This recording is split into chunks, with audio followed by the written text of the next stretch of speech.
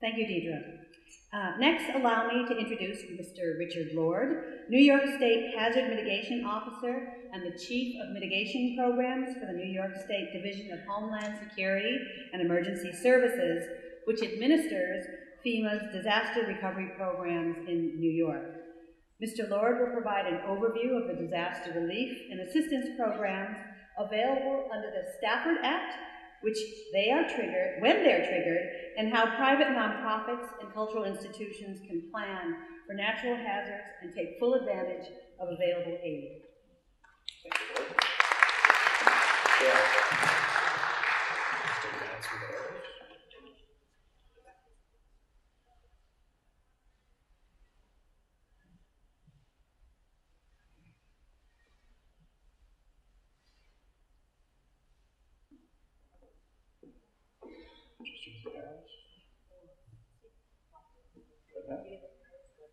Okay, great. Thank you, everybody.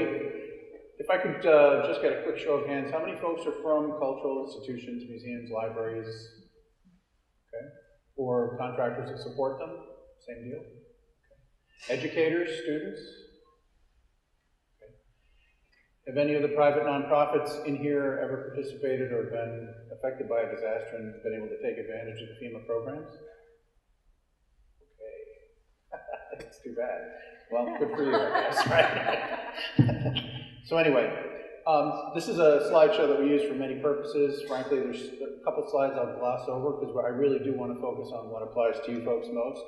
We talk about learning objectives, as Lori said, what the programs are. Also, at the end, I'm going to cover some of the other initiatives that state agencies are doing. So beyond the FEMA programs themselves, they're not always triggered when bad things happen in our state, but state agencies are doing things collectively and individually to make things easier, set up programs, get us better data, as Deirdre said, so that we can plan better and respond better.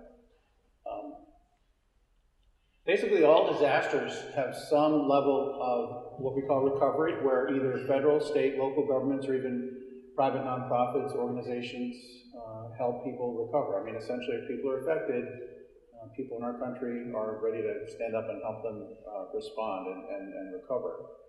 What we know is that if we plan in advance and if we plan to coordinate, we can not only get them back on their feet more quickly, we can actually build bigger, better, stronger, and that's one of the concepts that comes through in the FEMA recovery programs. We talk about physical, emotional, economic well-being. I assume everyone understands that that's important. We have some folks who were in the southern tier who were affected by flooding in Irene. We have school children in the Appalachian School District who, for over 3 years, traveled an extra hour and a half each way to school until their new school was built. So folks with kids can imagine what that 1.5 hours each way would do to your personal schedule, right? And your ability to attend PTA and that one little thing alone, what that does to your life. And so it's important to keep the impacts to a minimum, to make communities more resilient, come back faster, so that we can stay in our communities, we can stay in our schools and houses of worship and shop where we shop and do what we do.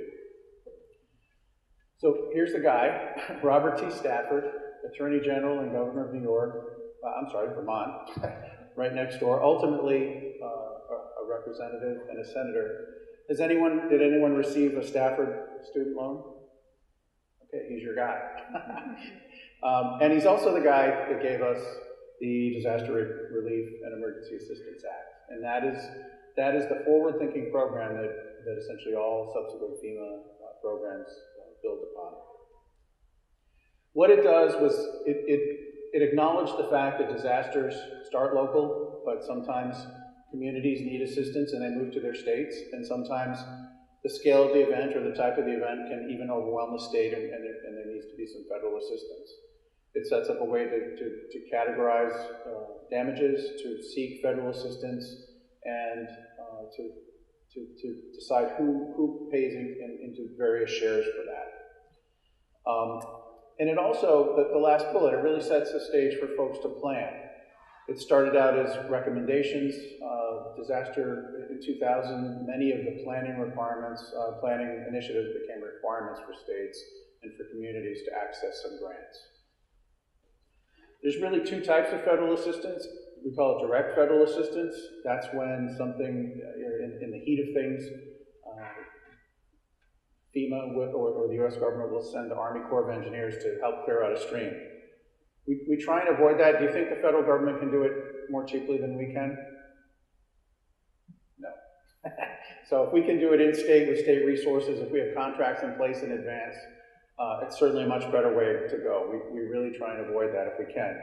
But the financial assistance that comes through either an emergency declaration or a disaster declaration, that's kind of what we look for when we have a major event. Because with that comes public assistance, which is, think of public infrastructure. It's money to help get you back on your feet, back to where you were. Individual assistance sometimes when a large number of homeowners and businesses are affected. And then hazard mitigation, which again, that bigger, better, stronger concept. Occasionally there's limited assistance that we can get in advance. If a storm is coming up the coast, many states will request assistance, and we can get some limited funding to help with emergency protective measures, to do roadblocks, evacuations, things like that. But that frankly is very rare. We only get that assistance if the Stafford Act, if we get a disaster declaration or an emergency declaration. And much of this is covered in future slides. So I'll really go through the process here. Basically, we have an event. Something bad happens. All emergencies are local, so folks come up through to their counties, and if the county's overwhelmed, they come to the state. And we set up teams with FEMA in the field with us. We do preliminary damage assessments. If you're a private nonprofit, cultural institution, and you sustain damage, always work back through your local emergency manager or fire chief or police chief, and then make sure that the county is involved and knows that you've sustained damages. Because what happens is we deal directly with the counties, and they send out information to the communities and to cultural institutions, private nonprofits, to try and assess what the damage is. The goal is to really do a kind of quick and dirty, hit all the high points first, the major damage. We don't want to go to every single little culvert at every driveway. We want to see where a bridge washed out, because we have a dollar threshold to meet, and if we can go to the larger events, the sites that sustain the largest damage, that's going to get us there more quickly. And frankly, we're telling the story to FEMA, to the folks that are in the field with us. So if we roll up those numbers, and I'm going to get into the thresholds in a subsequent slide, the governor makes a request to the president. Hopefully, the president agrees, and if that happens, we get a declaration of one type, either an emergency or a full-blown disaster, and that triggers, allows programs to come into the state, a variety of programs. Again, the two things, the emergency, it really covers very limited activities. It's frankly debris removal and emergency protective measures. And under that would be things like evacuation, setting up roadblocks, helping people to get to shelters and setting up shelters. Those are the first two. If you've ever been in a disaster, there's categories of work. Those are A and B, the very first two. And that's the emergency declaration that comes, and that's limited to that. Think of a snowstorm. That's where we might get an emergency deck, where we have debris, we have snow plows, we're removing down trees, and a limited amount of maybe sheltering and evacuations. We don't have much damage to infrastructure in that, so we don't trigger the repair categories which come up with the public assistance. But the disaster declaration is the one that brings those, you'll hear categories C through G. They're broken up into different categories.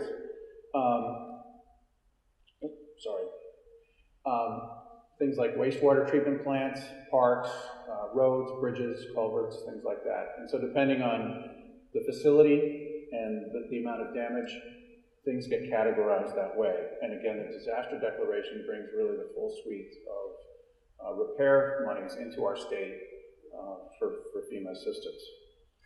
Public assistance is one of the three programs. We'll hit that first, and I apologize that some of this stuff is really dry. The goal is to really get public infrastructure back to where you were before the event. And in most disaster declarations, FEMA will reimburse your cost up to 75% of that. Public infrastructure covers a variety of things. It is roads, bridges, schools, hospitals. And we're going to talk about eligible applicants in a bit.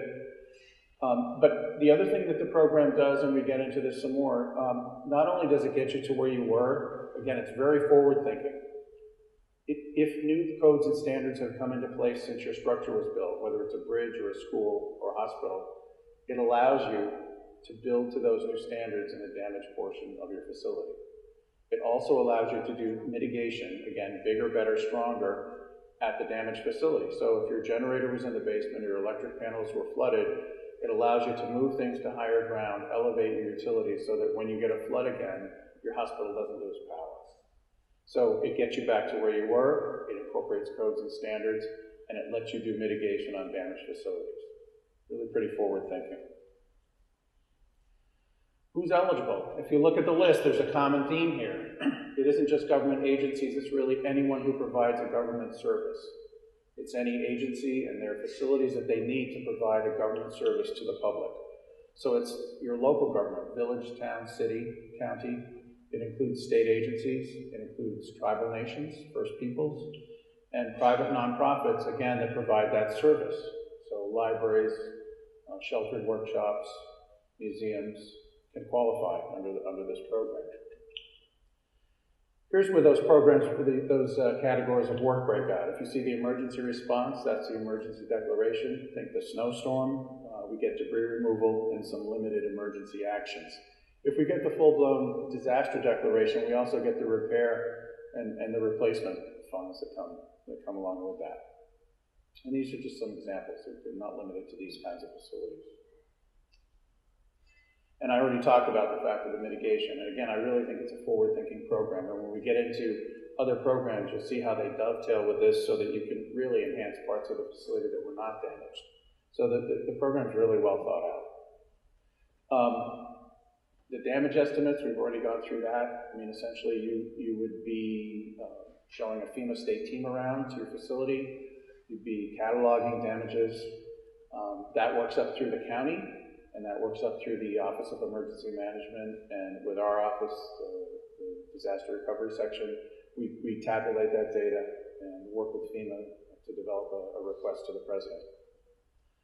There's certain funding triggers, per capita thresholds that we need to meet. That's not the only thing at all. When we prepare a disaster declaration request, we also look at significant past damages because what the criteria look for is really the ability of the localities and the ability of the state to recover from this disaster.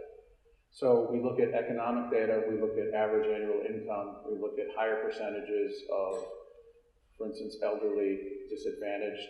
We also look at previous disasters, whether they were declared formally or whether it was an undeclared event, because that puts a strain on local budgets as well. So we look at all those stressors that come into play in an individual, in a county, and the counties where we've done the damage assessment. So we try and again paint a picture to show that we've done our part in the past, we've been hit recently, and this exceeds our ability to respond quickly, and so we need the federal assistance. New York State has a per capita, and I apologize, these haven't been updated. I think right now, with the increase at the beginning of this month, we're just over 28 million. So, and then each county has a different per capita. So the way it works, we'll do the damage assessments, and if you're a small county, it might be easy for us to meet that damage threshold if you had a significant rain event. Even if you don't meet your threshold, we can use those numbers to roll it up into the state's 28 million. So it really is important when we reach out to counties that folks canvass their communities and their organizations to see what kind of damage happened and occurred, because we can roll it up into the state's numbers. But essentially, if the state exceeds its 28+ million and an individual county exceeds its threshold, when we get a declaration that your county will be included, and that starts a process toward repair and funding. And this is just a map that shows the range in those per capitas. Obviously, we have some communities where we have more farm animals than residents, so it seems like a low per capita, but it can be difficult for them to meet. Also, if we have a localized event, a rainstorm in one community, it's really unlikely that we're going to meet that 28 state million, even if we meet the county's per capita. So really be prepared to take teams out to the largest, the most extensive damages. Tell them that story of woe. Tell them how it's affecting your ability to run your programs, your essential missions. We do coordinate with PNPs or private nonprofits, Public and private schools are eligible, museums and libraries and hospitals are eligible. You cannot take too many photographs. Document everything as you find it, and if things change or you find more, continue to document. Show those folks your records. Also, never wait for anyone to come to do essential repairs. I mean, you need to act as if we weren't coming to town and do what you normally do. If you do some repairs, take pictures during and after, keep your receipts, follow normal procurement processes, do it just the way you would if we weren't coming to town. And that's really the best advice we can give anybody. Certainly notify us of any damage you find after we've gone through that PDA, that preliminary damage assessment, and really just keep good records. And that will serve you well throughout the entire process. I'm not going to spend too much time on individual assistance, only to say that it's not always triggered. Again, it's when large numbers of households are affected or a number of businesses are affected. Obviously, in something on the scale of Lee and Irene and Sandy, we did have individual assistance programs that came to us with our declaration. That's when you see the, call the 800 FEMA number. Is FEMA going to make you whole? No. Again, I think we're at about maybe $38,000 is the maximum payout that any individual can get. That's not going to cover a damaged home, car, contents. That's why flood insurance is pretty important. But the goal here is to ensure that survivors and their families can rebound as quickly and as well as possible. What we do in New York State, even when we don't have a declaration, we have a really good network of what's called volunteer organizations active in disasters. And in our office, we have a pretty small individual assistance unit that also has a good network. So in some of these smaller localized events, when there's really no chance of getting a declaration, we can still work with Seventh-day Adventists, Salvation Army, different folks who can offer clothing, cleanup services, maybe even some limited sheltering assistance to get people back on their feet. So the other thing about this is that there really are no criteria for individual assistance. It's a funny program to explain. What we know from our experience is that if there's loss of life, or if you're in the national news cycle for 48 hours, you stand a good chance of getting an IA as part of your declaration. And it really is pretty much limited to that. And that's probably what everyone here would need to know about IA. The third program that comes always with these is the Hazard Mitigation Grant Program. That's the program I run, so that's kind of near and dear to my heart. At the bottom line, saving lives and reducing damages to facilities is the goal. We want to make communities as resilient, as resistant and resilient, and so that they can rebound quickly. It's not just property damage, it is that emotional drain too. It's leaving your community or having to send your kids far away to school. It's the fact that your church may be unavailable to you, or your family is split, or you are living with your in-laws and 3 kids and a dog in a situation that isn't really working out for you. So if we can, there's a suite of programs that can acquire homes out of floodplains, we can elevate homes, we can make roads and bridges stronger in advance. We do not do repairs. It's really a competitive grant program that's triggered in advance. And it's not just a handout, it actually makes good economic sense. When FEMA runs the numbers, they find that every dollar that they spend on hazard mitigation avoids or saves $4 in the future by damage that is avoided. So when we make a bridge stronger, make a culvert larger, we avoid flooding in subdivisions that saves money. The resiliency can come 3 ways, and we're talking.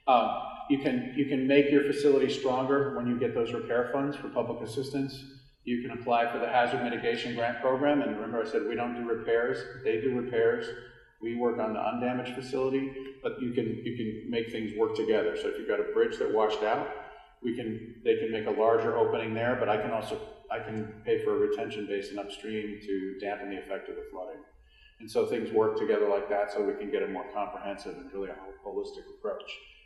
And then FEMA also offers nationally 2 programs, all 50 states, territories, and tribes, the Pre-Disaster Mitigation Program and the Flood Mitigation Assistance Program. So Pretty basic concepts here. We need to show that it's cost effective. That makes sense, right? You want your federal government to not waste money. But at a most basic level, it's really intuitive. It's what you do yourself. If you have an old fishing shack that your grandfather left you, you're not going to put an $86,000 metal roof on it, are you? It just doesn't make sense. So what we have to prove with these projects is that the damages avoided over the life of the project exceed the cost of it now.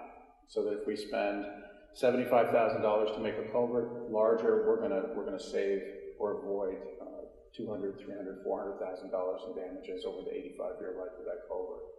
That's really a pretty simple concept. A lot of things come into play. It's not just that kind of damage. We can look at things that are avoided include detours and the staff time to set them up and take them down, and people's travel time, numbers of cars, how long is the detour. So there's those kinds of things that come into play in terms of economics and not just physical damage that we can consider when we look at cost effectiveness. And also FEMA requires that the community or the applicant be covered by a FEMA approved plan. Remember I said that in 2000, many of the planning suggestions became requirements. This is actually a good thing, and the state does it as well. The state has to have a mitigation plan. We have to analyze our assets to see where we're at risk. What it does for the locals, for the communities, is you assess any of your facilities against certain natural hazards that occur in our state. Obviously, flooding is the worst by far. You look at past damages, you look at how you might be vulnerable in the future.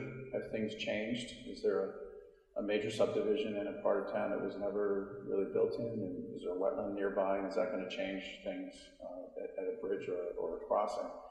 And then you figure out how you might mitigate that. Can you put in place a code that limits hard paving or requires detention basins? Can you make the bridge, can you take out can you make the span larger? Can you raise the bridge higher the next time you build it? So it lets you assess where you are, and it lets you figure out what you need to do, and within those natural hazards in your community, you can establish priorities based on levels of public support, levels of future funding. There are some that are easy to knock off, and some that take maybe a major infusion of federal grant funds, but at least you kind of know where you are and you know what your gaps are. What's great about the Hazard Mitigation Grant Program is that it comes to our state with a disaster declaration. Remember I said there's those national ones? With this program, you're just competing against other communities and other private nonprofits. It's based on a percentage of all the money that FEMA brings to bear in a disaster. So if we get the public assistance, we get the individual assistance, people are calling that 800 number and getting their $38,000 checks. That stuff all adds up. There are other programs on a really large disaster, unemployment insurance, crisis counseling for emergency responders. There's a lot that are much less well known, but everything gets tallied up. And FEMA gives the state 15% of that on top of the response to run this competitive grant program. It also lets the state establish its own priorities. For that national program, it's FEMA's national priorities. In New York State, we can establish our own based on the event, based on criteria or priorities that we have identified in our own state hazard mitigation plan. Sometimes it can be for state facilities, sometimes it's for locals. So it really is very flexible. In 2006, when we had some significant flooding in the southern tier, the priority was to only acquire flood-damaged homes in declared counties. So you can target by geography, you can target by project type, you can set a cap. I mean, essentially within some pretty broad requirements and rules from FEMA, we get to run a program that really is just custom fit for us. Governments and private nonprofits are eligible. Think of it as a combo team. We get the public assistance. So if you're eligible to get your facility repaired, you're also eligible to apply for this HMGP. Businesses and individuals cannot, but eligible applicants can apply on their behalf. An example of that is a community coming in and saying, the 6 homes on this street are prone to flooding, so we want to elevate them. So the community would support that application and submit it on behalf of the homeowners. These are the national ones. Again, PDM, pre-disaster, it can fund those plans that we talked about, so communities and counties can assess their risk and identify priorities. It can also pay for essentially any kind of eligible FEMA activity. Flood mitigation assistance is more targeted. The grants from that come through National Flood Insurance Program premiums. And so that grant program has to mitigate an NFIP insured property. The magnitude and scope of the event generally dictate the programs that come. Again, we can just get emergency things, and then we can get the repair funds too, and sometimes crisis counseling and other much less well-known programs. The important thing is to make connections in advance, and I'm going to tout a program that we're all involved in here locally that Lori helped us establish. It's called the Alliance for Response. The thought behind that is that emergency response folks have their own protocols and way of doing business, and cultural institutions very much the same, and there's very little interface. So just like establishing those agreements before something, for sharing data before, it really helps if folks know what resources they have in their community, and it helps the cultural institutions to know what to expect, how your community works, what their priorities are, how they respond to a flood, how they respond to other things. And so with that knowledge, there are no surprises, people can plan better, and when we have a flood event or anything else, things go much more smoothly. I'm going to bore the folks I know with my favorite example here. In a little warehouse down near the river in Albany, there's a document. It's the 1686 Dongan Charter, which is the charter that the city of Albany still operates under, and it's the oldest operating charter in North America. It's in a warehouse. You wouldn't know if you didn't tell your firemen in advance. This is the corner of the building you have to save at all costs. It just, communication, information makes things better.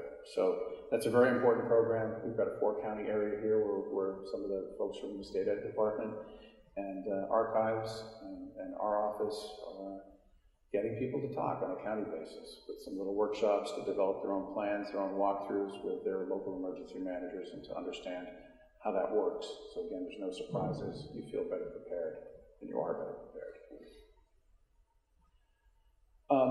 I'm going to really quickly run through what state agencies are doing. I talked about the fact that the state has to have its own plan. We're really excited. It looks like we're going to be entering into an agreement with the School of Planning right here at the State University at Albany to really develop our state plan and make it 100% digital online.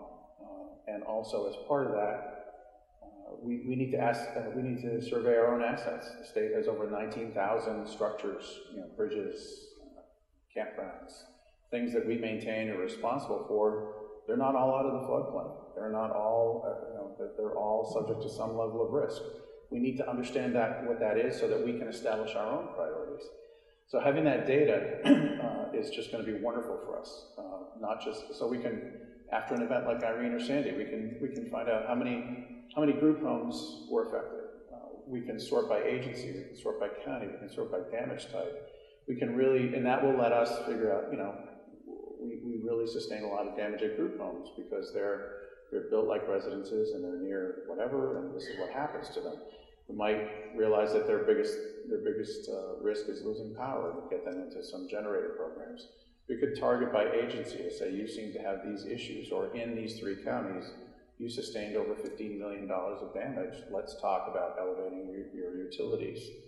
And so it will really let the state move forward very quickly and increase our resiliency posture. I talked about the National Flood Insurance Program. I know there's a lot of issues surrounding it. I know it's really in debt. But the thought process behind it is that your community, if your community adopts a model ordinance, floodplain ordinance, that limits and controls certain kinds of building and has triggers for you to make your building compliant, then you can buy flood insurance. And folks who have a federally guaranteed mortgage know that you need that. And so you understand with that how important it is for your community to have that ordinance, because without the insurance, you couldn't sell your home in your community to someone who needed that mortgage. What it also does, it ties folks into networks. There are ways to enhance your posture to reduce premiums. For instance, the state went through a few years ago and not just building a base flood elevation, but we added a +2 feet.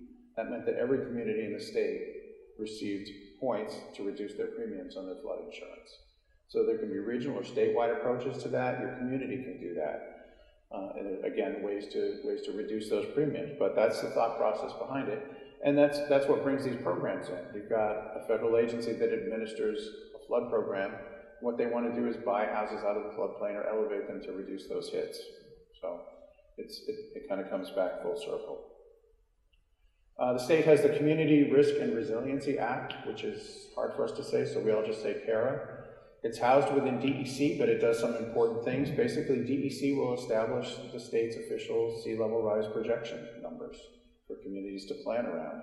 The other important thing is it does that for certain permits, not all, but for certain permits, applicants are going to be required to document that they have taken into account sea level rise in their planning for their new construction, their rehabilitation, their new nursing home, whatever it is.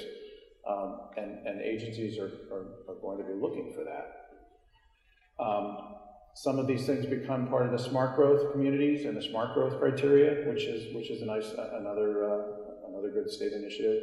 And basically, the two agencies, the Department of State and DEC, will give folks recommendations on how you can use natural approaches to increase resiliency, reduce flooding, and also model laws so that. Again, looking to build to the future to keep things as safe as possible.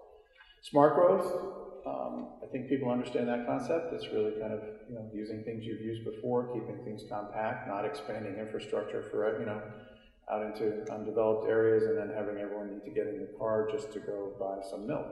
So if you have communities that are livable where people can walk and there's enough critical mass for commercial, retail, and workspace, those communities are certainly more energy efficient. It's easier to make a more compact space more resilient. So it achieves a lot of goals if communities implement those smart growth criteria. The New York State Energy Research and Development Authority, or NYSERDA, has done some really great stuff. I would encourage you to go to their webpage and look up the Climate Report, which has been updated. They've looked at they analyzed the state's resilience kind of posture, where we are.